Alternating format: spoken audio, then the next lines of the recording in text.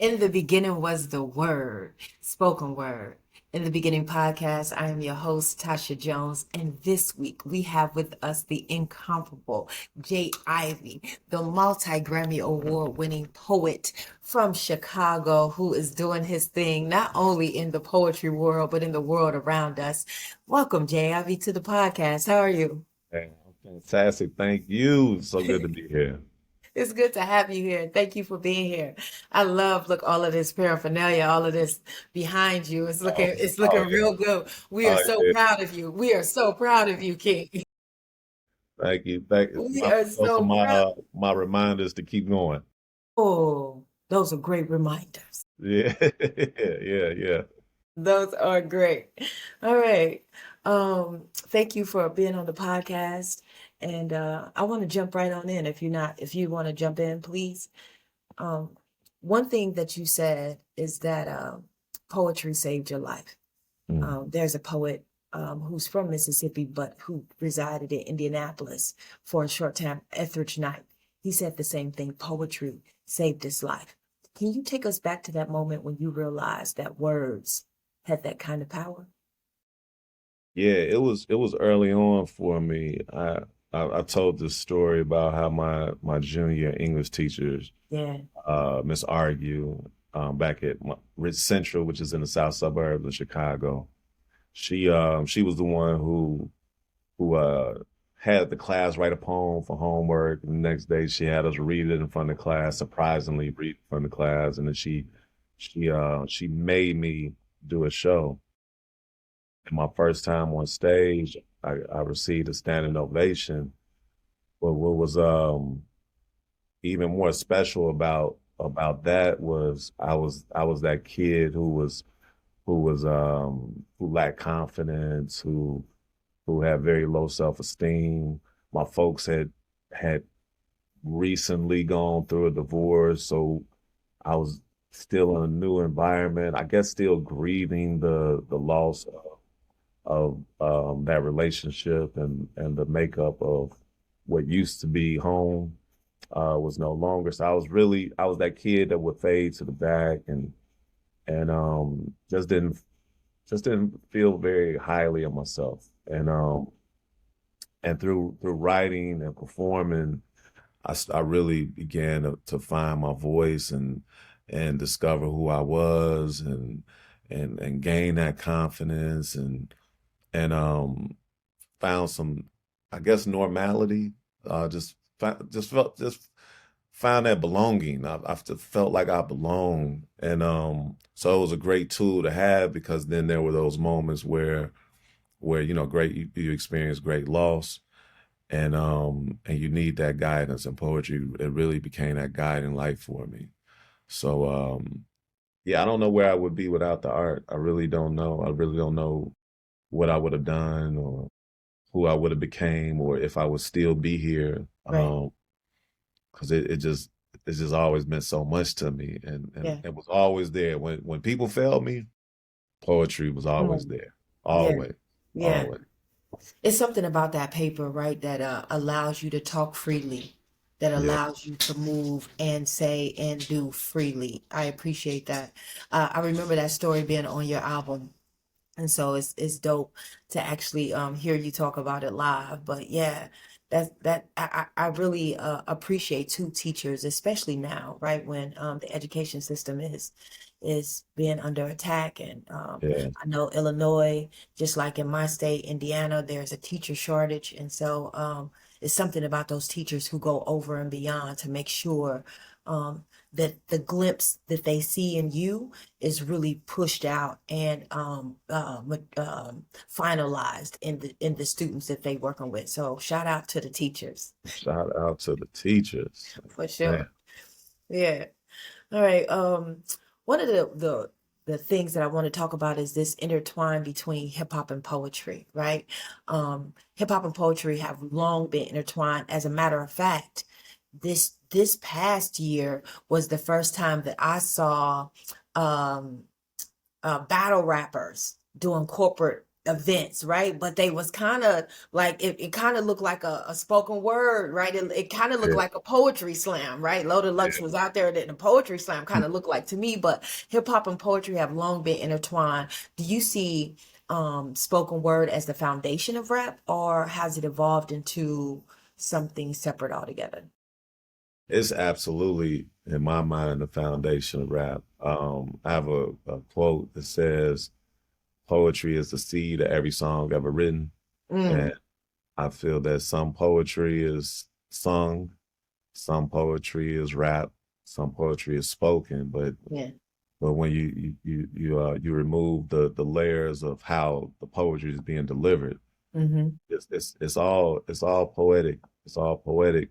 So you have artists or poets like the last poets and Gil Scott Heron and Mary Baraka, and Vicky Giovanni, and you have these great these great wordsmiths, these great storytellers, and to me that is absolutely the foundation of what you hear in hip hop. A lot of what we heard especially in the early, not just the early days, but when you go back to thinking of how hip hop began and how it got its legs and started to gain traction, it was a direct connect to what the last poets were doing in the parks Right. in Harlem, and having poetry with a beat. Or you can go back before that, and you think of the jazz poets who would have they would rock with jazz musicians, and Harlem Renaissance and all Yeah. these Yeah. uh, these um these different moments with the art. And it's hip hop to me was just another level of it. It was another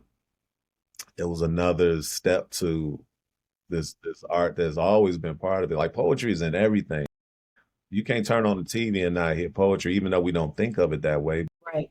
Every commercial, every TV show, every Right. movie, every song played, like it's all poetry. It's all Yeah. poetry. Yeah. So to see hip hop evolve and grow, we were talking earlier about the Super Bowl. Mhm. Kendrick is a poet. He is a poet. His delivery is he's Right. rapping, but he's absolutely a poet. So Yeah. I love that correlation. I always say they first cousins, Yeah. Okay. I hip like hop, we that. first cousins. Yeah. So They yeah, relative. yeah, I'm just happy to be in the family. Yeah. Yeah. Yeah, that's what's up. I love that. I love that. That quote is on that album, The Poet That Sat Next to the Door. I remember that. Yeah. Yeah. Yeah. I love listening to your work. I really appreciate that. We talked about that a little bit earlier in regards to some of the work that you're doing on your work. So this next question is about, how the world at large got introduced to you, but I do want to touch back a little bit into that question we were talking about before we got on camera. So let me ask this question first and then let it bleed into that. Okay. Kanye West Never Let Me Down introduced you to many, right? Introduced you to many. We knew you already, right? But it introduced you to many. Looking back, what doors did that moment open for you? And what unexpected doors did it close? Oh, wow. Wow. Okay.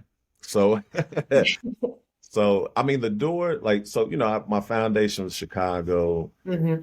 and being a part of this it was really a magical scene that was happening in Chicago. And always, looking back on it, what I feel is that we were in a renaissance and didn't know it. So you had all these Chicago artists, poets, singers, comedians. A lot of them you see now, whether it's Deion Cole, Lil Yeah. Rel, or Kanye, or Yeah. you have all these artists that were a part of this scene at the time. So that was the foundation which led me to doing Deaf Poetry. And Deaf Poetry was the first to open the door, Okay. and that was the first to give me some international recognition, and people knowing my name and knowing my work. And behind Sorry right about behind that, down boy. Right behind Deaf Poetry. was never let me down, and it absolutely pushed the door open more. And I think it put me on notice for the industry, and it put me in a it it it was twofold. One, me as an individual, me as an artist, it it introduced me to a lot of people who didn't know me. Here I am I'm on a record with Jay-Z and Kanye, and here's this poetry on this record. And for on the flip side, this was a lot of people's first time hearing poetry on a record. I mean, I'm from, different generations, so I had those examples, but if you were in fourth, fifth grade, sixth grade, if you were in high school, this may have been your first experience hearing poetry on a record. So while it opened up doors for me, it also opened up doors for folks' imagination of what could be done with poetry, and even just considering it. Like, for a lot of people, considered um, they hadn't considered poetry. And I remember even me not meeting, but I was talking with Chance the Rapper. Like, this was like 2 years ago, and I had a birthday party. The mayor gave me a day, so I have J. Ivy Day is my birthday in the city of Chicago, which is mind blowing to me. And it he we were talking. He was like, "Man, I know I told you this a million times," and I'm thinking, "No, you ain't never told me this before." But so he talking. He like, "Yeah, before I was rapping, he was like, I was doing poetry. He was like, he's like, I got a lot of my early fans, doing poetry, and he was like, and I started doing poetry because of you." I'm like, come on, man. But he was that young kid who heard poetry on a record, and like, man, I want to do that. So it was over the years, because mind you, this is 20 years now. College Dropout came out in '04. That poetry was '01. College Dropout was February '04.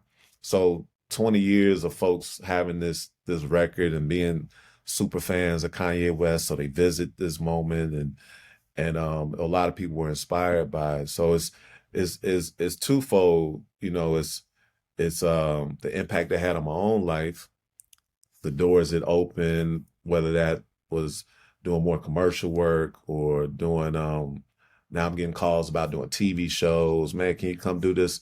Can you come do the intro for the Orange Bowl? Can you do this for the NBA? So opportunities absolutely open. I'm starting to get booked more and more. I'm going around doing, I can't tell you how many colleges I performed at. I was always on the go. So it definitely opened doors, and the doors that closed was like, you know, mainly, I would say mainly like certain relationships with some of the doors that were closed, because I don't know, things they tend to switch up even when you haven't switched up. You move in the same way, but folk don't.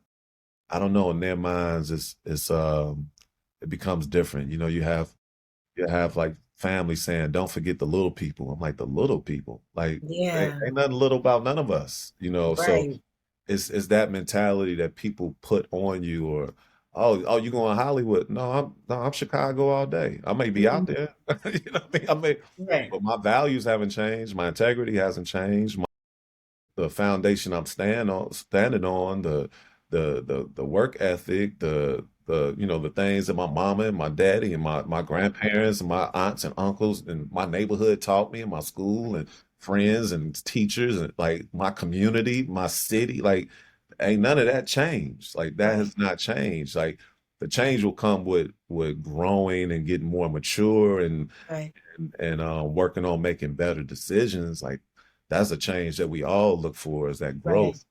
But certain folk, just, I don't know if it's a people wanting to control, or jealousy, or the envy, or people wanting what they feel like. Okay, I want that. I want what you got. Like, yeah, this is my spot. You got yours, and I don't right, want your spot. Your spot is right, your spot. Like, you know, you have yours, and I have mine. So as far as like the open door, closed door, those are some of the things that I noticed on the closed side because it's like you can't.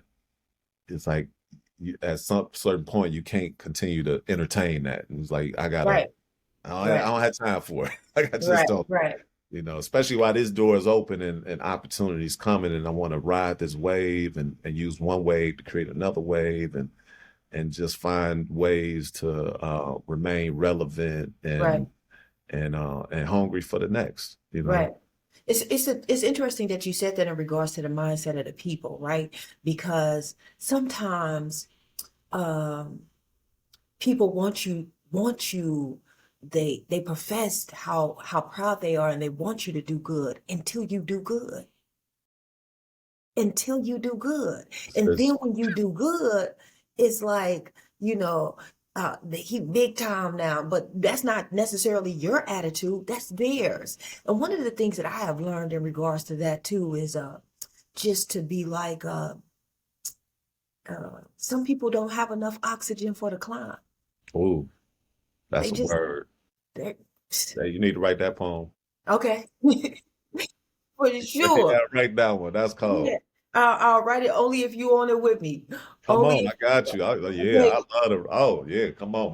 only My okay mind then. already going. Come on. We make it happen. We'll make that Yeah, happen. But that's it. Some people don't have enough oxygen for the climb. And those people who cannot go as high as you're going, right? Then they'll start to say little things that could chip you down, right? yeah, That'll pick at you, yeah, right? Just little stuff that'll pick.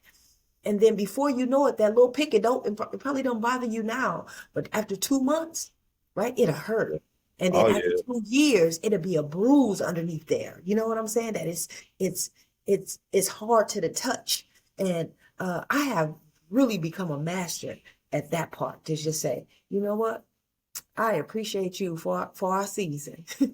exactly, For exactly. our That's season. tough. Yeah, Yeah, it's tough, right? yeah, But it is what it is, right? yeah, It is what it is because if you don't do what you're purposed to do, then you're failing somebody else from getting to where they got to go, right? Like if you yeah, if you would have paused right there, Chance the Rapper would have never been able to say that you inspired me, right? And yeah, so you got to keep doing this work because there's many more people who are needing what you have to give, and which really brings me to the next point.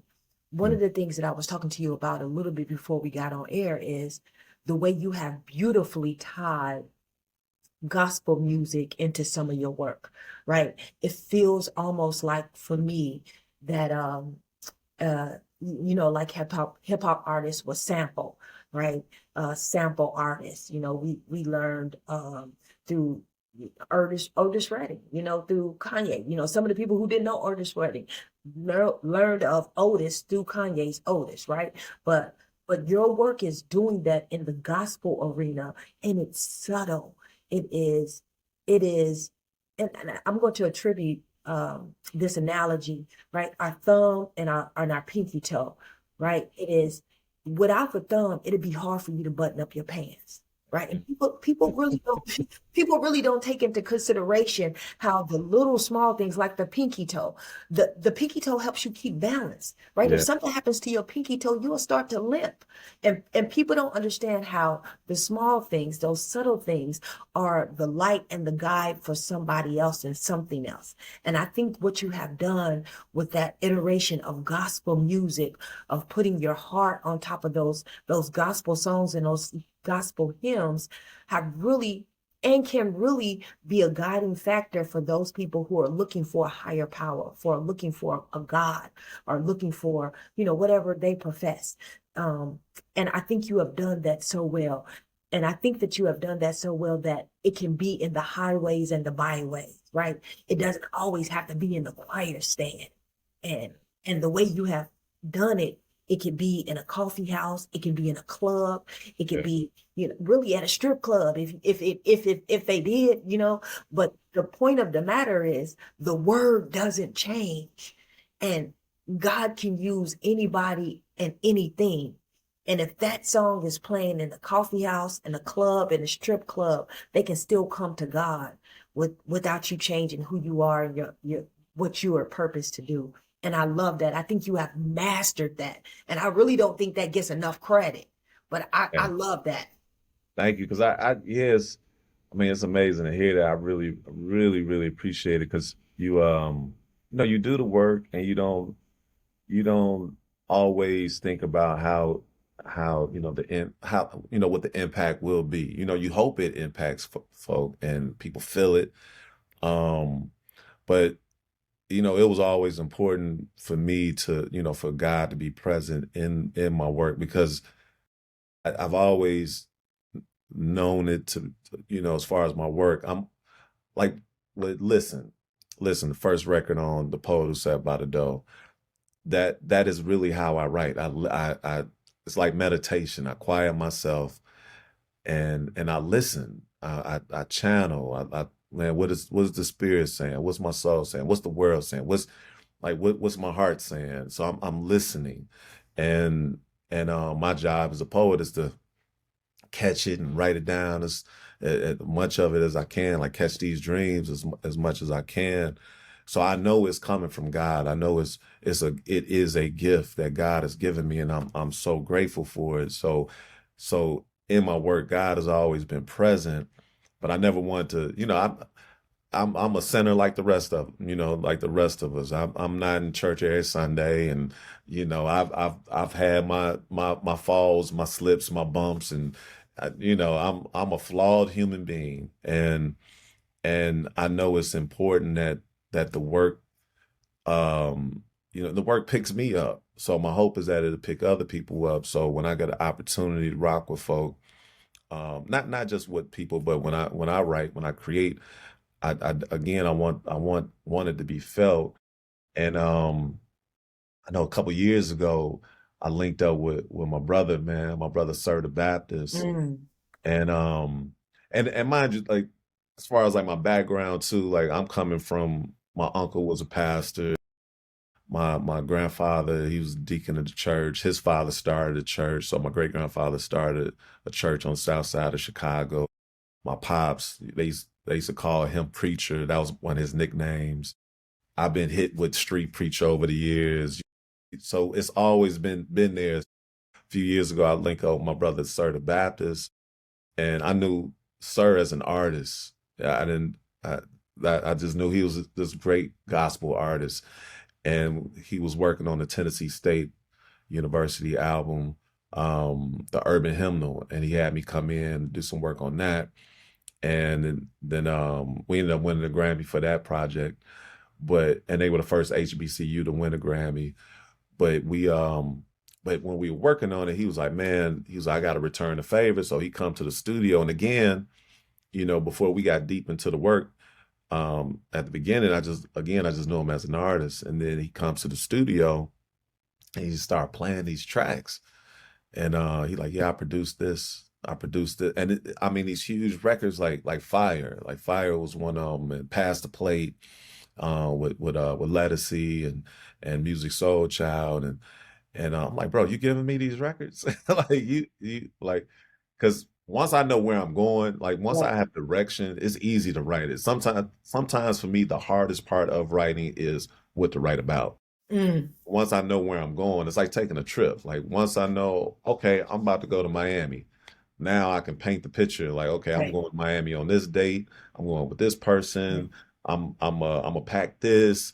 I'm a plan on doing this. Oh, then I'm gonna get down there. Then the unexpected is gonna happen because you can't plan it all because life is gonna Right. happen. But it's Right. like now I Yeah. can fill in Yeah. the blanks. So once I know where I'm going, I can start to paint the picture.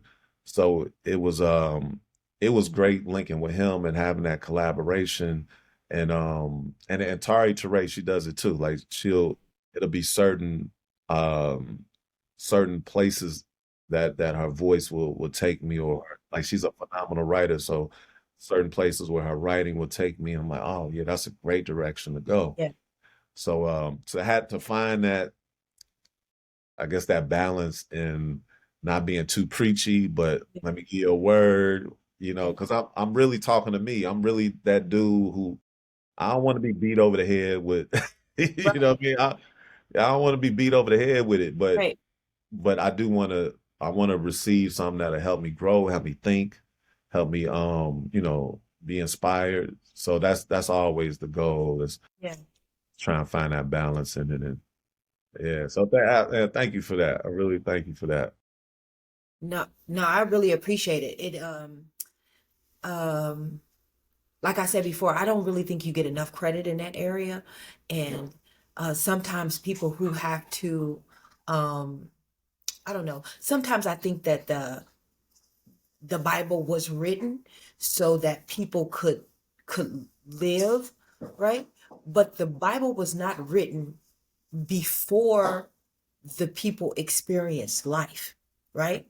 And I think what you're writing could be another book of the Bible. You know what I'm saying? To say, right? Like, this is how this can be married. Really, like I was saying before, this is your work going out into the highways and the byways. Right. That's the purpose of the work. That's what the word says, right? That the work should go into the highways and byways. And that was the purpose. So you could do more, right? The purpose is so you could do more, right? And I think you have mastered that well. I think it's like it just really spoke to me on that sense, right? Like uh it's it let me know that this is a higher, it's not just something that you like to do, right? Yeah, It's something that you are called to do. And sometimes when you are called to do things, it comes with a little bit more hurt and a little bit more pain and a yeah, little bit more sacrifice, right? And yeah, so it made me look at your work a little bit differently. It made me go back and listen to it again with a different ear, because I know what that's like. I know what you have to give up. I know what you have to sacrifice. I know what hurts when it hurts, right? Like, and yeah, so yeah, it is dope, and you dope, and that was, I don't think you get enough credit for that. So maybe this is it. Maybe it's just me. And maybe you don't even have to have credit. Maybe that is the reward, that you don't even have to have credit. But it is not unnoticed. Let me just say that. It's not unnoticed. And it's beautiful to see. And I think you have laid a beautiful framework for others who are not called to be John the Baptist, right? Who are mm, not called to preach fire and brimstone, but who are called to be like Paul. You become everything to all people. And I think you have laid that framework really well. Yeah, I mean, it's beautiful. It's yeah. beautiful. Thank you. Yeah. Yeah, I mean, I feel blessed because I've always been surrounded with, like folks like yourself and other amazing artists who, they inspire you, and you get, you get so full, and Yeah. so impacted, and so moved by a moment. It's amazing. The power of poetry is so amazing because it's really just a moment. It's a moment that will shift your entire life, Right. and pick you up when, man, you could have been real low, and now you soaring. Right. To go from the ground to, tiptoeing on clouds, that's a huge leap, and that's something that poetry does. And I've always wanted to have that same impact. Like when I first started performing, um, going back to high school with Miss Argue, the first person that I really aspired to be like was, as far as performing and having presence, was Martin Luther King. And I wanted to use my voice and project and just have that command over the room. And it was all instinctive, but that was something I had to look at, someone I had to look at and aim at and aspire to be like, along with Right. all of the hip hop artists that I grew up on and loved, Right. and lyrics. And I'm a hip hop baby for sure. I grew up on it. And so to have that, to hit the stage for the first time, and then, to have more experiences with it, it was always like, how can I tap into my God sense, and how can I tap into my spirit so I Mm-hmm. can tap into somebody else's. Mm-hmm. And then the responsibility comes with that. You realize over time that it is a responsibility. And I remember there was this one moment that really, really impacted me. And I was attending, I was a member of Trinity United Church of Christ on South Side of Chicago, 95th. A lot of people know Pastor Jeremiah Wright. Right. Yeah.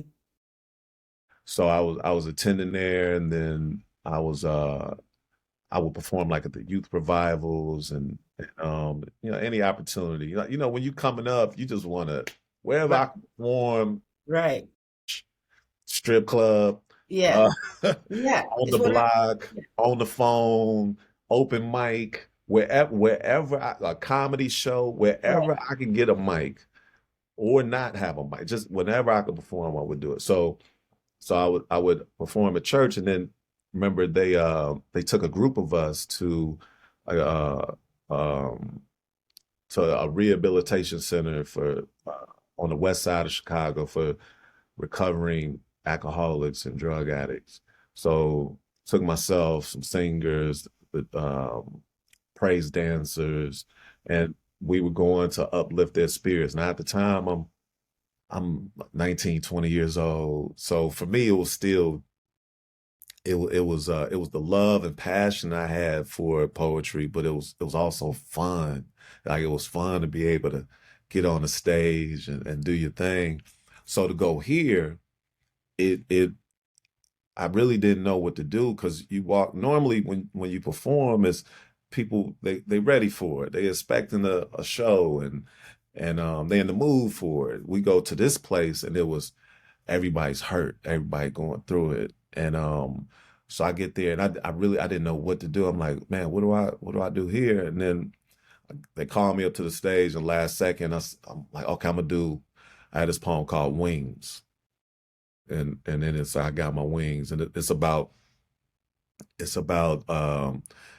me getting carjacked by this girl named Angel, and then she turns out to be, you know, Angel of Death. But then there's this afterlife, and it's the poem is really about realizing that life doesn't end here.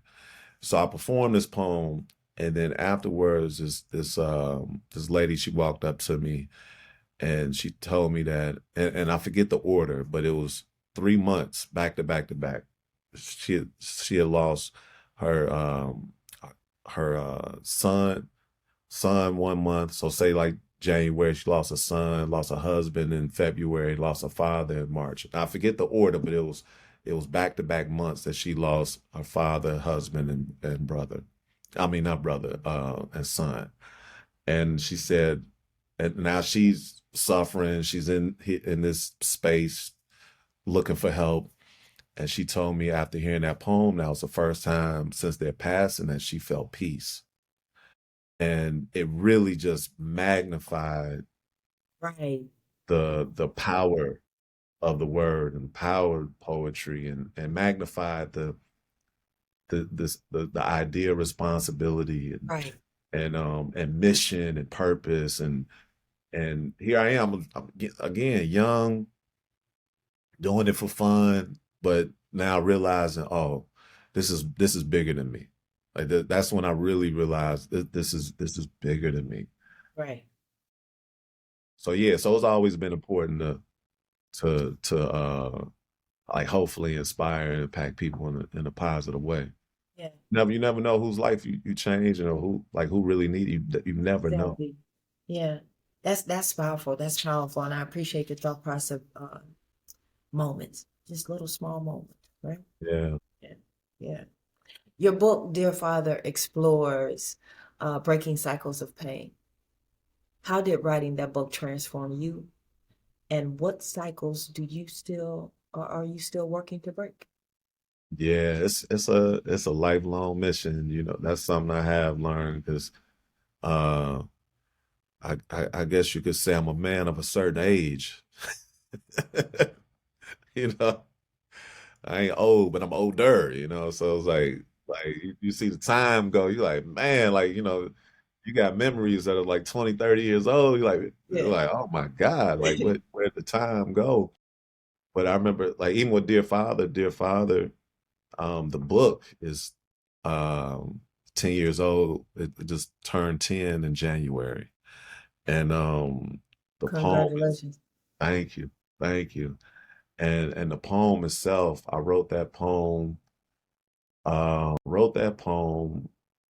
little while. Maybe it took me a while to write this poem because my father, he had moved on, he had transitioned, and leading up to that moment, before his passing, I went through this just very, very hard times, father not there, and it was a lot of huge bouts with depression, anxiety, and stress and loneliness, and feeling abandoned, and feeling worthless, feeling not enough. And I remember my big cousin Julia, one day she's like, man, she's like, you gotta learn how to forgive. And that was an interesting idea, because to me, forgiveness was always, uh, people. I always looked at people being present. You had to be present for me to say I'm sorry or I forgive you, or So for my father, and my father was still living at the time, so for my father not be around, that thought never crossed my mind. Like, how do you forgive somebody who's not around? So I remember being in Trinity again. I was at Trinity, and my friend, he I got performed, and then one of my buddies went up to sing, and he was giving a testimony about somebody he had lost in his family, and just seeing his pain and seeing him break down and cry, really, it made me think about my pain and the void that was in my life. And in that moment, I remember breaking down, crying. I mean, my legs literally collapsed, and um, one of my buddies had to come pick me up, and he was like, "Man, God got his hands on you. God got his hands on you." But I remember in the moment, I was like, "Man, God, I forgive my father. I forgive him. I forgive him. I just want to see him. I want to tell him. I just want to tell him I miss him, and I want to tell him I love him." And I'm like, "I forgive him. I forgive him."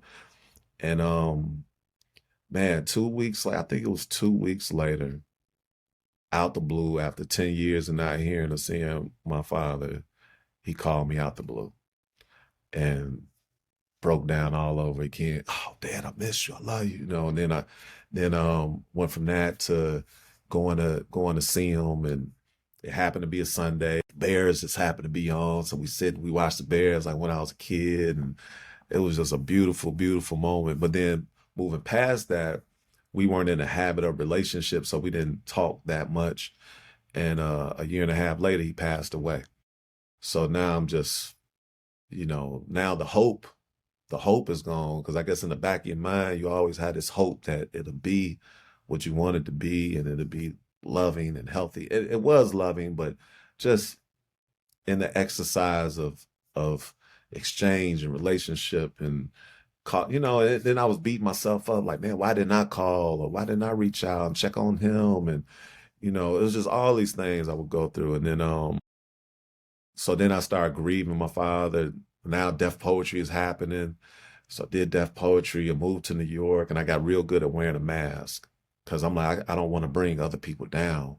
So out and about, hey, yeah, yeah, what up, what up? Then I get back to my apartment, and you know, and I would just fall into this depression over again, over and over again. And then finally wrote this poem, but I wasn't able to write until my mama called me, and she was like, "Boy, what's wrong with you?" She was like, "You ain't been talking to me. You ain't been talking to Tari. I know something going on." And I just opened up and told her how I was feeling for the first time, and then she listened, and then she lit into me, and she was like, "Your father was a good man. Let him rest in peace." And just hearing my mother, this is my mama saying this, and I'm thinking, well, if there was anybody that had the right to say anything negative about him, it would have been her. And here she is defending him. Right. Like, and then it made me think, like, man, he was a good man. He was hurt. He was hurt, Right. and his pain caused him to do or not do. But it really made me just really think of it from a different perspective. Now I'm thinking back to my cousin saying, you got to forgive, so now I'm back to, okay, I need to forgive, and one of the chapters in the book I wrote said, forgiveness is remembering to forgive again. It's a constant exercise, like anything. Like you work out one time, that ain't gonna do it. You got to keep working those muscles. So I had to keep working those emotional muscles.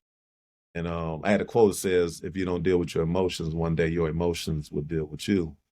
And I found myself just like, yo, I gotta get through this. So naturally, I turned to the gift, and I turned to to that one thing that never let me down, which was the poetry and the pen and the pad. And after talking to my mom, I started writing this poem, and they were literal tears on the page writing it. And I got through it, and after writing it, it was, man, that weight that I was carrying, that depression, anxiety, felt like it all lifted off of me. I was like, oh my God, like I can breathe. And I felt like it made my connection with my father tighter. Like I talk to him now. I see things that happen in life. I'm like, okay, I'm getting help. Like this is okay. All right, Dad, I hear you. I see like the signs are real, and it's things that happen on his birthday, things that happen on the day he transitioned. Um, even to going to the you know, we got the category made for the Grammys. Right. And the first time in the history of the Grammys where 5 poets are going to be nominated. It's the first time that this category is being announced. And they made the announcement for the nominations on November 15th, which was the day my father passed. I got my book deal on November 15th. Oh, Like, okay, Dad. I'm like, okay. Like it happens over and right. over again. So I'm like, Right. okay, I know I'm not, you know, Yeah. Yeah. you You're know, not crazy. This yeah, I real. know.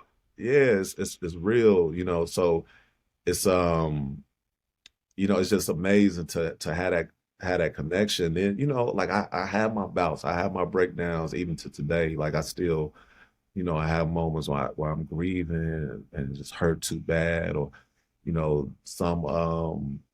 some holidays hit different than others, or, sometimes like when his birthdays roll around, or sometimes it hit a little different. Sometimes I'm good, sometimes I'm not. So it's constantly exercising that that emotional muscle, and remind myself that one, it happens for a reason. He's still here, and just getting out of it. You know what I mean? But I'm human just like the next. So it's at times shit hurt. it just it, it Period. it just hurt. Yeah. But no storm lasts forever, and Yeah. you come out of it, and then you reminded, like, okay, let me get back on it, and Yeah. let me work through this, and Yeah. keep going. Let me ask you a question right there. Spoken word often carries the weight of survival and protest. Have you ever been afraid of the power of your own words? Hmm. In what way? In Uh, and both positive or negative, how you use them, right? Like you said, the forgiveness, being able to identify, being able to speak that out, being able to move, then things begin to happen. 11:15 became real, you be able to see it in places, right? And now that you are older, more wise, right? You able to acknowledge what it is that you see. Do you ever get afraid of literally your life has been spoken into existence by you, and literally maybe there has been things that you talked yourself out of, right? Like have you ever experienced that? I think the afraid part would be afraid I'm not doing enough. Oh, You, yeah, like it's yeah. it's like For the I genre think itself or for you? for both, for Okay. both. Like it's and I feel like if I do more for me, then I'll be able to do more For the for genre. the art. Yeah. So it's always I don't know, like things that just happen in my life, you know, like things just tend to happen. And I'll be put in positions I'm not looking to be in this position. I've always dreamt about doing things and always wished and hoped. I know nothing's promised. I know there aren't any guarantees. And so I'm super grateful when things do happen. So because things have, you know, whether it's you know, me being the first black cat out of Chicago to be on Def Poetry, or me landing on this record with Kanye and Jay, or okay, now that I'm here in this room recording for this record, I meet this singer named John Stevens, and I say, I'm call you John Legend, and you know, for things like Takes this, off. Yeah. yeah, even with the category, like I like the Academy, they were doing outreach. They were making a very strong push to diversify the membership Mhm. for the Recording Academy, for the Grammys. And they reached out to me about membership. I'm like, oh, okay, there's membership. Okay, cool. You know, and then I become a member. And then they reach out a little while later, like, man, you ever thought about, you know, running for the board? I said, there's a board? What's that about? So then they tell me about the board. Oh, okay, yeah, I'll throw my name in the hat for that. So then I end up on the board. So now I'm on the board. Now I'm learning and about the ins and outs of the Recording Academy and the Grammy process. And I'm like, well, there's this spoken word category that has existed, but has never, you know, acknowledged the poets. You know, Maya Angelou's the only poet to ever win in this category.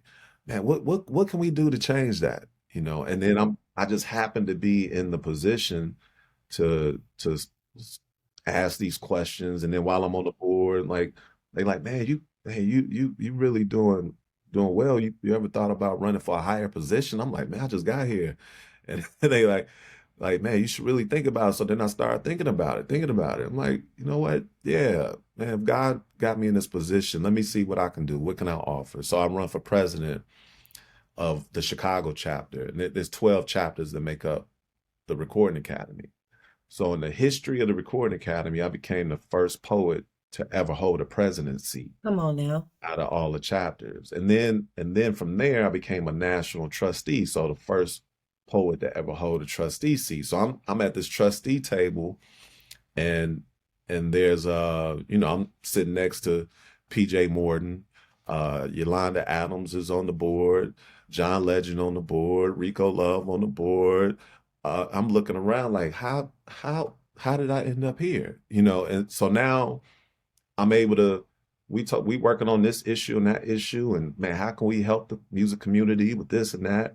And I'm like, okay, that's great, that's great, that's great. But hey, y'all, Come on. the spoken word category, we need to fix this, because me and a whole lot of other folks feel overlooked by the Grammys, and we feel like we don't have a place here. We feel like that, you know, that you know, we're the outcast when it comes to this. And no award validates who we are, because poets, we go do the work, we Yeah. go be in the trenches, we go be with the Right. people, we go do the work, because that's what Right. we've been assigned to do. That's what we were put here to do. It just calls our spirit, and just like Yeah. you can't help it. It's like it's like a magnet just pulls Right. at you, and you just can't Gravitational help it. pull. Like Yeah. Yeah. you can't help it. You can't ignore it. You can't. Yeah. It's like you Yeah. can't cut the voices off. You like, I Yeah. gotta write this down, man. Did you, Yeah. you know? And it's just, you know, it's just this beautiful exchange that you get to experience. You know, so I'm like, man, we need to do something about this. So to be in that position, and and to have a voice from the poetry community in the room is like, okay, let's do this, let's do this. And it took me 6 years to do it, but we finally got it done. And I tell that to go back to what I was saying was, I haven't been looking to do these things, but things just tend to happen.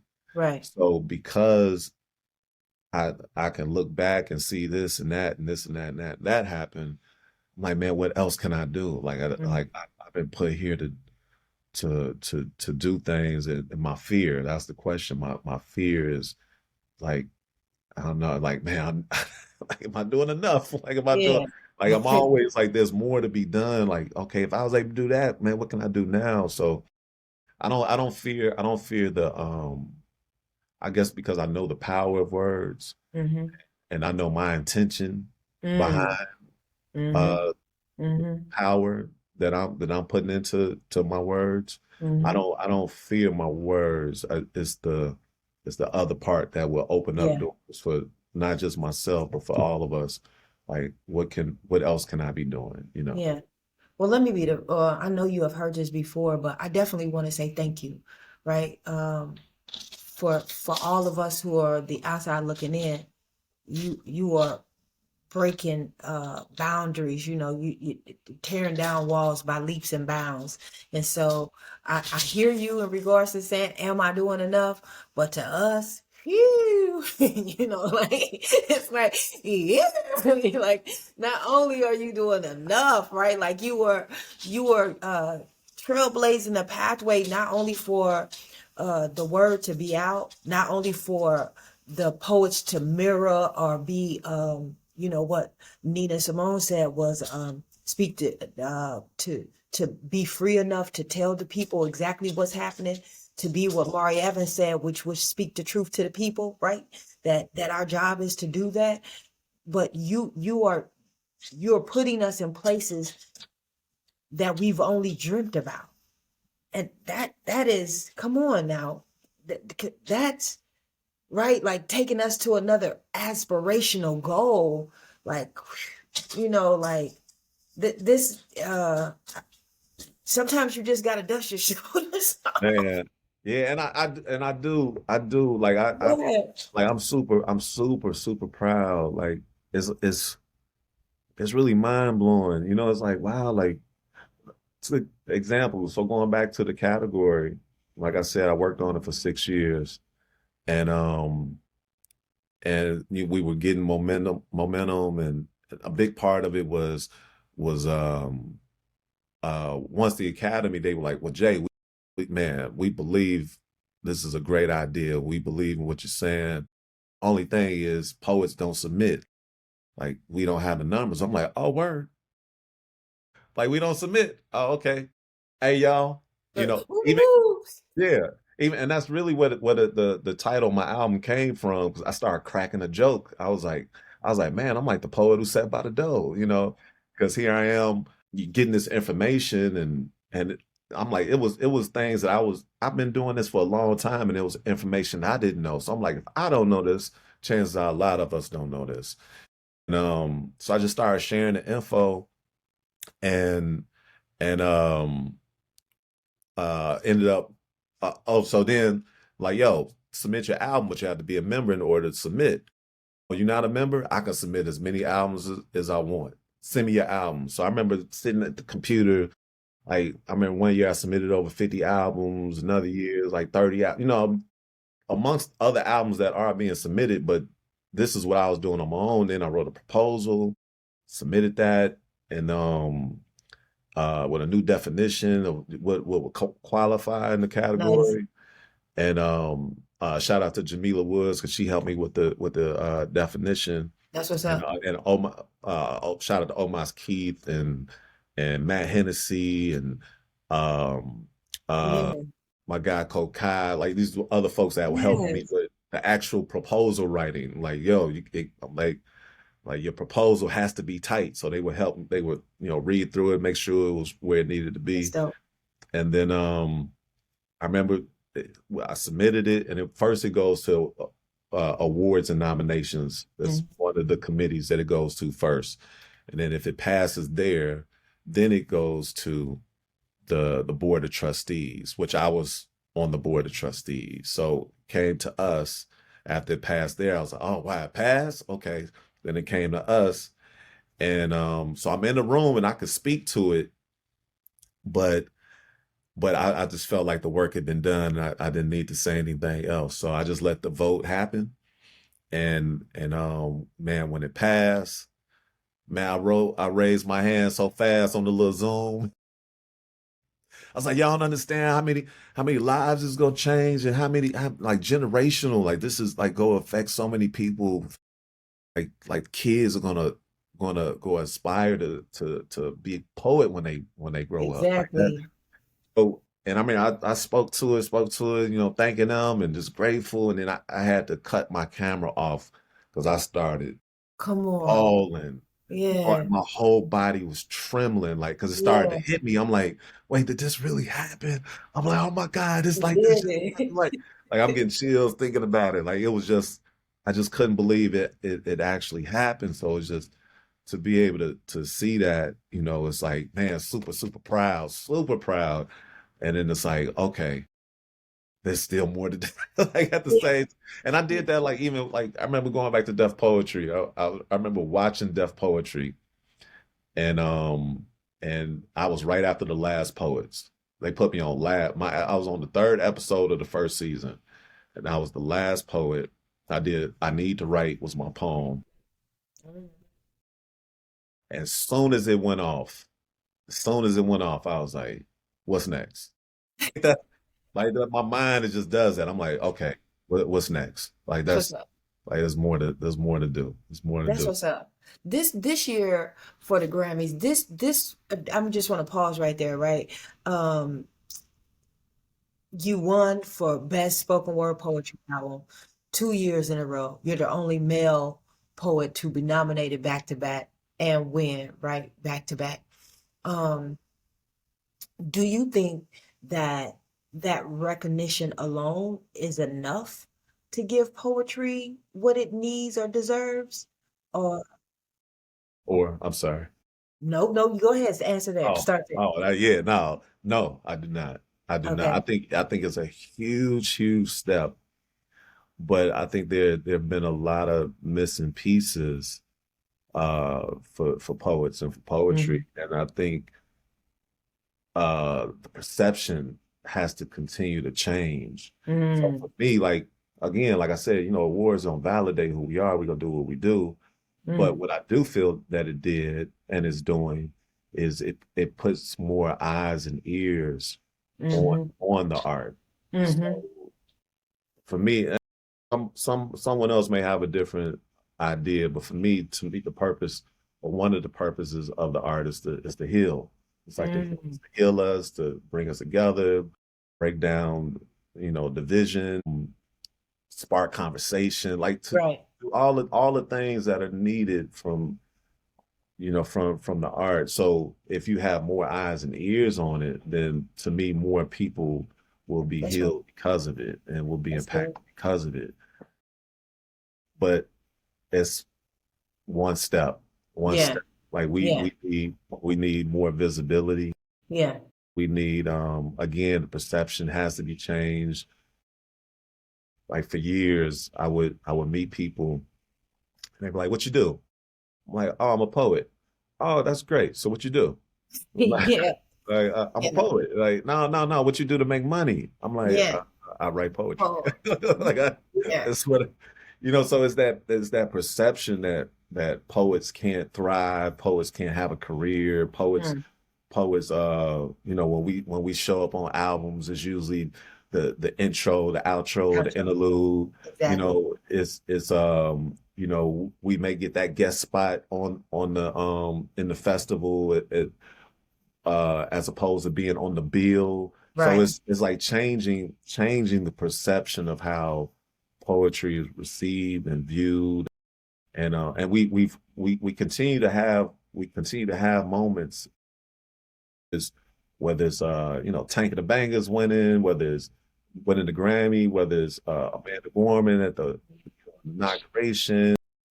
We're having these moments. It's just we just had to continue to create Yeah. industry and create just strong foundation that people can go to. Comedy, there's a comedy club or several in every Yeah. city you go to. Yeah. It's sustainable. It sustains itself. Poetry, it needs that. Like we need those venues. Mm. We need our labels. We need visual outlets. We need and we're doing the work. It's just Yeah. a matter of pulling it Time. all together Yeah. and just keep chipping away at it, keep chipping away. So, and again, going back to the idea of a kid saying, "Man, I want to be a poet when I grow up," and somebody not laughing at that, or somebody not saying, "Ah, you need to get a real job," or somebody. I mean, you gonna have that. That's gonna always be a part of it, no matter what dream you have. Um, but just knowing that it's possible, just knowing Yeah. it's possible. I feel you in regards to that artist dream. Sometimes when people or children say they want to be an artist, a writer, a poet, then there's always something else to go along with that. One thing that I do want to say about this year's Grammys, I listened to each album this year, and when I looked at bodies of work, this was the first year that I wish the poetry category had more than one category, Yeah, right? it's needed. Because it should have been, in my opinion, it should have been a Grammy for the best spoken word um duo, or right like that part, because there was so many, like collaborations that was just real dope in the thought Yeah, process, like even the concept and how they came up with the concept. That civil rights album, that first song on that civil rights album, about it really just, first of all, it was clever to me in regards to civil writing, right? And yeah, that thought process, right? The homonym playing with the words, but then the group of people to talk about the history and where it's going. I thought that should have been in a category by itself for that alone. And I thought that it was the first time that I wanted to hear um, albums. For me, I wanted to hear albums as bodies of work. yeah, Just right before, I never even looked at albums being a body of work, but mm, just the poet that sat next to the door did a great job of having the work intertwined, and it was a whole body collection of work that you could put together in a book. It could put together, like I said before, I'm really big on what should be studied, right? And I think things like that should be studied, yeah, especially bodies of work. They should be studied. and absolutely. uh and that's the part that really, that's a whole nother drive for Tasha, right? Like, I could believe that poets can be, as we have seen, Grammy Award winners. They can be Pulitzer Prize winners. They can be Yes, New York Times best artists, best sellers, but they can't teach master's classes or undergraduate classes at the collegiate level. I was thinking mm, something weird about right, that. Like, why is that? Right? You know what I'm right. saying? So in That's that thought process, right? Like, where in the scheme of things, why are you not qualified to teach academically at a Howard or a Harvard, or wherever you want to be a professor, right? If you want to be a professor, but right. for that, your accolades alone will be more than what anybody in my master's program, my MFA program had, Hmm. right? Wow. Nobody in my MFA program had those credentials, right? I had more credentials than some of my teachers in my MFA program. Yeah, You know what I'm saying? And then yeah, why is it that I can't be a professor in that thought process? And I think that is something to be said. But I think that's another thing that we could talk about in regards to what's next, or how it can expand, because not only are you doing the work, but you should be teaching the work. You could be, that's a whole nother, sense of notoriety, making sure that people are not placing performance poetry or spoken word into a category where it's a stepchild, where it's not real, not attainable, not real art, all of that. And so I think that in that thought process, I love that attitude in my mind. Like earlier, I wanted to say, you have done enough. But I see now what you're saying. The work is just beginning, right? The work is just beginning. Yeah. that's the Yeah, I appreciate that. I appreciate that about you, right? Like, uh, it's, I like that, right? Like, it's, I don't know, you don't. That's the only way I can oh, that's the only way I can describe it. It's like, Thank it's you. dope, you know how it is. Even us when we was younger, right? You know how we was way out here, and you had to bring it all in and say Yeah, what it is, right? Yeah, yeah, you know. All yeah. right, we coming Love down. that. Go ahead. We coming down to the end. Um, I want to ask you a couple of questions about your legacy. Mm, What do you want your legacy as a poet to be? wow. Mm. My legacy as a poet. I want my legacy to be someone who I want people to hear the truth in my words. I want people to hear the spirit of God in my work. Legacy to inspire people to pick up their pen, pick up their mic, to hit their stages. I just wanted to inspire. Like I always felt like, and I said this, I was I ain't even trying to stunt, but I was on Jennifer Hudson's show a few weeks ago, and and I told Me her, too, then. hey, yeah. I had to do the little, Yeah, I saw you. I saw you. I was so nervous.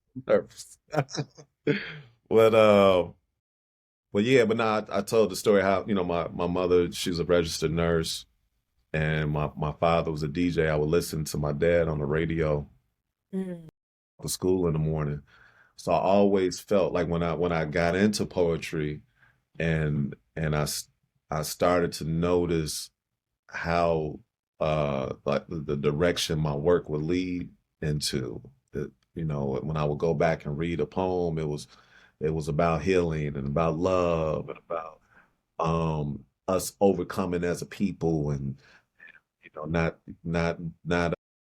falling victim to the oppression, and just breaking through and just being our best selves. And so I would see um this commonality in my work, and then I would look at my roots, and think about my dad as this DJ, and my mother as this nurse. I'm like, oh well, man, my purpose must be to use my voice to help heal people. So that's always been baked into everything I've done. Like I want people to feel good when I come around. I want you to feel good. That's Like what's up. when I leave, I want you to feel good. I want you to. I want to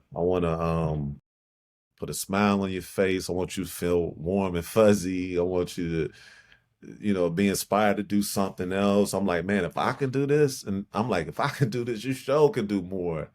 You can do it. So I think that's been a big part of I guess that legacy building is just knowing the power of words, and just want to leave a beautiful catalog behind, a beautiful this beautiful artistry behind. I want the words and the music to be heard 100 years, 500 years from now. Even when I was in the studio, Sir said that we were working on I think it was Fire. I think it was Fire. Mm. Oh, wait, what record was it? It may have been on the lighter side, because he worked on the lighter side with me. And I remember one day he was just challenging me, and it's funny because when you've been doing it as long as I've been doing it, you confident in what you do, Right, as you should be. so yeah, so to be challenged is like, oh, and to be able to stand in the space to be challenged. Like, Mhm. oh, you think that wasn't good enough? You saying what I wrote, what yeah, boom. And then Sir like, man, bro, I You think you can can do do, I better. think you can do better. Yeah, As a matter of fact, it was Legend. We talking legacy. yeah, The record we were working on was Legend, which is on the lighter side, yeah, featuring Louis York. And one of the verses, he's like, man, bro, he's like, think about that kid that's gonna hear this 500 years from now. Like, think about that. Think about what you want to say to them. And it really just made me dig deeper. I was so happy that he challenged me. And yeah, like him and Tari, she'll do it. She'll let me know when something ain't. She yeah, let me know when it's dope, but she like, oh, you can do better. She'll yeah. let me know. And That's dope. yeah, I appreciated that, but to that point is what can I say to in the Book of Ivy that Come on now. The book. what can I say? What can I leave in the book of Ivy that Yeah. like generations from now, they'll be able to pull something positive from it and be able to say, oh, that's what it was. Here's a hint of what it was like when we were here. So I just want to leave, my mom always say, leave it better than what you found it. So that's the goals, like leave it better than when I found it. That's what's up. That's good stuff. I appreciate you having a partner to be able to run that by, right? A lot of people uh, don't have partners who are both helpful and in your corner, right? And so to have both, man, that's a blessing. That is a blessing. Yeah. Shout out to you and her. And keep it real, like, you know, she keep it real, like, yeah, that's good, but it could be better. Yeah, It that's could be what's up. like, yeah, what you think so? Yeah, All right, okay, let me check myself. And yeah, and then every time it happens, I'm so happy that I was pushed. yeah, It was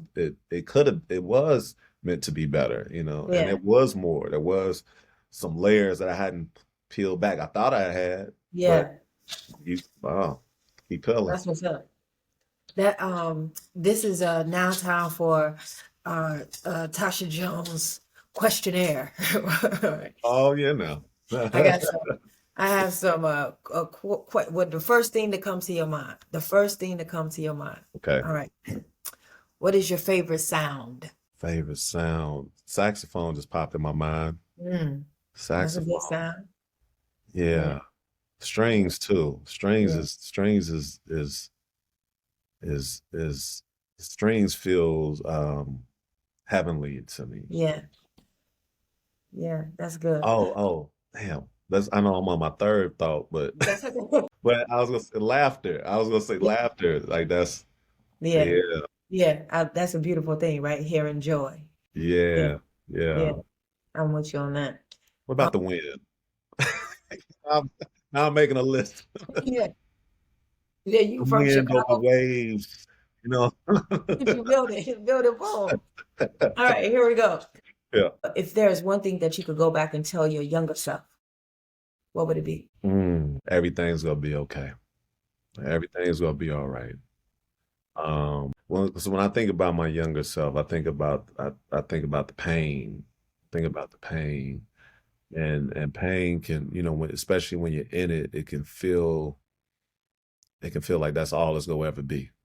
Like it feels like you're gonna be stuck in it. And I would tell my younger self that it's gonna be all right, and to focus, like stay focused, you know, like don't get distracted by the drama, by people who ain't for you, by your own insecurities, your own, faults or mistakes, or like learn from it, stay focused, and it's gonna be all right. Good stuff. I like that. As an artist, um, which is most important? Consistency or discipline? Are they the same? Mm. I, they feel the same to me. Um, it feels the same because I mean you have to be disciplined in order to be consistent, and consistency is so key. I was just talking to this young filmmaker last night, and the thing that I told him, I was like, man, just keep going. I was like, the key is to keep going. Like do the work, but keep like don't give up. And I was telling him about, you know, what the gift of being older is. I've seen a lot of people come and go. Life will shift people in different directions, whatever, for whatever reasons, or move you here, move you there, but like keep going, don't give up on it. So like when I hear consistency or discipline, it feels like they're one and the same to me. Okay. If you could have a conversation with a higher power today, what would you say or what would you want?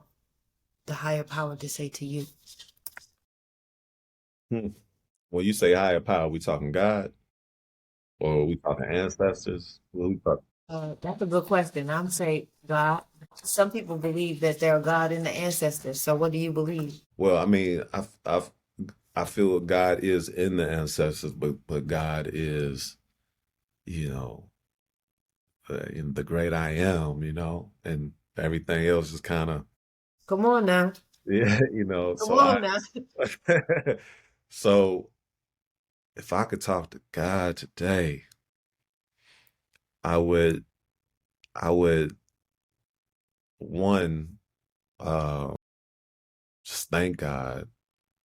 I would express my gratitude for being, express my gratitude for the gifts and when I say gifts, not just my own abilities, but the people in my lives, the blessings, the experience of life itself. And I would probably ask for direction and like like just ask to continue to put a light on where I'm supposed to be headed. I know part of like a big part of life is not knowing the answers until you get there, so you can experience and learn and grow and all that. But just show me the way, show me the way. Please forgive me for my mistakes and mishaps and um and um and just help me grow. Like just be better. I just want to be that best version. I'm Okay. trying to get to the best version, and that's probably why I feel like like there's more because I'm Okay. like I ain't got to the best version yet. It's like that. Come I on. still got some growing to do. Like Yeah. I got a lot of growing to do. Yeah. Yeah. All right. We down to the final two, maybe three. Okay. Okay. All right. Um, what author are you reading right now and why? What author am I reading right now? What's this author's name? I've been meaning to pick this. I've started this book like 10 times. Um, and I just went back to it. But book is 2000 Seasons. Are you familiar with 2000 I'm Seasons? not. Who wrote that? Um, Let me grab this book. Let me grab Okay. this book. I'll be right back. I'm not even by Ayi Arma. Okay. Okay. That's what's up. Is that in reverse? Yeah, I can still see it though. Okay. So I'm reading this book. See, I keep starting over. I'm glad you asked me that because I'm gonna start over again today. Because you start and then I get in creative mode, Yeah. and then by the time I come back, I'm like, damn, what I gotta start over. But this is a book that one of my good friends, his name was Brooke Stevenson. He transitioned some years ago, but it was a book that he gave me, and he said this was the best book that he ever read in his life. So to honor my brother and to expand, he's from Detroit, prolific writer. He wrote. He's a journalist. He's write for tons and tons of different platforms and Right. outlets. But I've been meaning to read this. That's the brother there. Okay. All right. So all of my listeners, I'll make sure to Yeah, put you, that. thank you for asking me that. I'm back on it. I'm back. Okay. That's what's up. The final two questions. If you had one poet to listen to, one poem, not just a poet, one poem to listen to for the rest of your life, what would it be? Mm, mm, that's tough. Part of me feel like I don't know if I heard it or written it. Mm. It could be either. It could be one that you wrote. If it's one that I wrote, I mean, a poem that I always go to, and I was blessed that it was given to me was "Dream Big." "Dream Big" is a poem that that's one if I'm talking to some young ones Yeah. or older folk, or if I just like, man, like let me just give you this bit of inspiration. Like that's my That's probably because it's really it's kind of like I've called it before. It's like my North Star. Like Yeah, Dream Big is my North yeah, Star. yeah. And yeah, I love that poem. I love That's that. what's up. Yeah. Well, thank you so very much for being on In the Beginning That podcast. was it. No That more? was it. Oh No man. more. No more. Unless you want to give us your round up, your if you want to curate your Mount Rushmore, you can curate. Oh, oh, the Mount Rushmore is tough. Okay I, then. I mean, I know Gil is on it. Yeah. I know Abio Dune is on it. Come on. Sonny Patterson is on it. Come on. Plus, I love Sonny. Oh, I Who love. don't? Who Oh don't? God, Sonny Patterson, Lord have Yeah. mercy. Who don't? Who don't love Sunny? And then the fourth, I don't know who the fourth. I don't know who I would put forth. I don't know who I put forth. But then if there was like a fifth, it'd be like poetry, hip hop adjacent. I'll put Kendrick. Kendrick would be on the I mount. think he's a poet. I think Now if he a poet, then he'd be my fourth. well, He is it a poet. Like I look like he is. he's the poet laureate. Did you know he was the poet laureate of his city?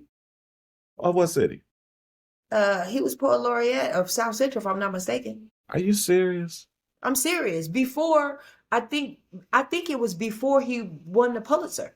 He was the poet laureate. Wow. Yeah. Wow. Then won the Pulitzer. Yeah. And now he has 22 Grammys. I never knew. Yeah, Kendrick. Yeah. Because I've been saying like for years, I would always say, people talk about the greatest ever. I'm like, man, why they don't never put Kendrick in the conversation? I'm like, I'm talking before all not like us and all that. Yeah. I'm like, we talking verse for verse, song for song, Yeah. albums. Like, because a lot of people, the greatest, folks that they have in their greatest conversations, they don't have the expansive body of work that he has. This brother been on it, and it's folk from Chicago, so I got a little bias. Now I'm going to Chicago. Yes, Yeah, Chicago is something different in regards to that. I used to write songs, right? And so I was writing songs. I wrote a couple of songs that, I wanted to get placed.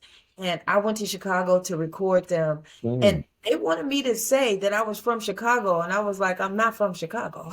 No, you from that town. Come on now. I'm sure, I know for sure that that's the reason why the song didn't get picked up. I wasn't from Chicago. Yeah, Yeah. you where you from where you at, Yeah. like so. Yeah, I feel you on that one because Yeah. I lived in Nashville for a couple of years and they started saying Nashvillian. And I was like, no, ain't no way. And then we was in New York for 13 years. Are you a New Yorker now? I was like, never. I Yeah. love New York. I Yeah. love New York. Yeah. I'm Chicago all day long, That's what's all up. day. Yeah, that's what's up. Yeah. I'm the same way about Indiana. What we've contributed to music, iconic, Michael Jackson, the Jackson Come on families, now. Wes Montgomery, Freddie Hubbard. Come on now, we for Y'all got sure. Babyface? Is it Babyface? Yep, Babyface, Babyface, yeah. Mike Epps, Nick Epps. Tasha Jones. Yeah, come on now. Talk about it. Yeah, Come on. yeah, yeah. So all of that, Vivica Fox. Oh, I know about Vivica. Yeah. I did not Vivica know Fox Vic. is Indiana. Indianapolis, she grew up on our same street, Colorado. Right. Get Yeah. out of here. I never knew that. Yeah. Yeah. Wow. Yeah. Okay. It's a Yeah. lot of us. Indiana is all right with me. And it's Yeah. all right in some sense. Even Kurt Vonnegut, Dan Wakefield, I'm a huge Kurt Vonnegut fan, Dan Wakefield fan. Come on. So Mari Evans, she spent some time here. She from Ohio, but still she passed here. Mm. Etheridge Knight, the Knight Okay. Foundation. I'm for us. Yeah. Yeah. I love I'm it. for us. I I love can't wait now. We got the WNBA All-Star game. I hope that you are here. I hope that you could do something big and special here that weekend with us. Yeah, that would be dope. Yeah. When is that? I think it is can I get you the dates? I actually think it's like let me get the dates. Hold on They a second. season start. They Their season season started in May. in Their May. season started in May. So probably like what, maybe like July, Yeah, June or August, maybe July. Yeah, June or July, I think. June or July. Okay, yeah, yeah. Please keep me posted on that. I'd love to be there for that. Okay. I'm long overdue for a trip to Indianapolis. I was there. I did come last year for the we performed at the Delta Convention last year, Oh, okay. which was crazy because we was in the dome. We was in the Lucas. Yeah, Lucas Oil Stadium. So I'm Yeah. like, It man, used to be called the Hoosier Dome. Yeah. yeah. Oh, that was the Hoosiers Dome. Yeah. Okay. Yeah. I mean, they tore down the Hoosier Dome, but then rebuilt it. But it was the place that the Colts played. It is the weekend of July 17th, July 18th, 19th, and 20th. Okay. The WNBA All-Star. Yeah. Okay. Yeah. Well, come Yeah. on So down the road. we'll make sure we want to do something, right? We got to do something. Yeah, The I would whole love that. weekend, we need to make it a poetry weekend. I would love that. Let's do it. Let's do it. Okay. That's what's Yeah. up. Well, thank you for being on the podcast. I appreciate it. This has been great. I cannot thank you enough for blessing us with your presence and always advocating for our genre and for the craft. I Thank really appreciate you for that. And you so much. it may God continue to bless you in that way. Yeah. God bless you too. Thank you for all that you done, and go do. Yeah, You're a force. You're a force. I praise God. appreciate you. We in this thing. Yeah, we are. All right. Peace. All right. Peace.